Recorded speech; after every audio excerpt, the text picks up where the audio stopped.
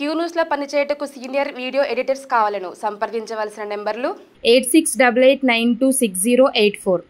Phone tapping case Prabhakar రావుపై red corner notice America నుంచి రప్పించేందుకు సిఐడి ప్రయత్నం ఇంటర్పోల్ కు రిక్వెస్ట్ పంపాలని సిబిఐకి లేఖ మరో నిందితుడు శ్రవణ్ రావు కూడా విదేశాల్లోనే ఇద్దరిని 26న హాజరుపరచాలని కోర్టు ఆదేశం రెడ్ కార్నర్ నోటీసులతో ఇండియాకు డిపోర్ట్ కానున్న నిందితుడు ఫోన్ ట్యాపింగ్ కేసులో కీలక నిందితుడు ఎస్ఐబి మాజీ చీఫ్ ప్రభాకర్ రావును మరో నిందితుడు ఐనీస్ ఎండి శ్రవణ్ రావులను విదేశాల నుంచి ఇండియాకు రప్పించేందుకు సిఐడి ప్రయత్నిస్తోంది. సిబిఐ ద్వారా వారిపై ఇంటర్పోల్ నుంచి రెడ్ కార్నర్ నోటీస్ జారీ చేస్తే విదేశాల నుంచి డిపోర్ట్ చేసే అవకాశాలున్నాయి. అందుకే రెడ్ కార్నర్ నోటీసుల జారీ ప్రపోజల్ పంపుతూ సిబిఐకి సిఐడి అధికారులు లేఖ రాశారు. ఇంతకు ముందు ఛార్జ్ షీట్ ను కోర్టు ఆమోదించక ముందు వీరిద్దరిపై బ్లూ కార్నర్ నోటీసులు సిఐడి ప్రయత్నించింది. అయితే ఛార్జ్ షీట్ ను కోర్టు విచారణకు స్వీకరించడంతో దర్యాప్తు అధికారులు రెడ్ కార్నర్ నోటీసులకు రంగం సిద్ధం చేశారు. ఈ ఇద్దరు నిందితులను ఈ నెల 26న తమ ముందు ప్రవేశపెట్టాలని కోర్టు శుక్రవారం ఆదేశించింది. ఈ నేపథ్యంలో సిఐడి అందించిన ఆధారాలతో సిబిఐ ఇంటర్పోల్ వింగ్ రిక్వెస్ట్ చేస్తే ఇద్దరు నిందితులపై రెడ్ కార్నర్ నోటీసులు జారీ అయ్యే అవకాశాలున్నాయట.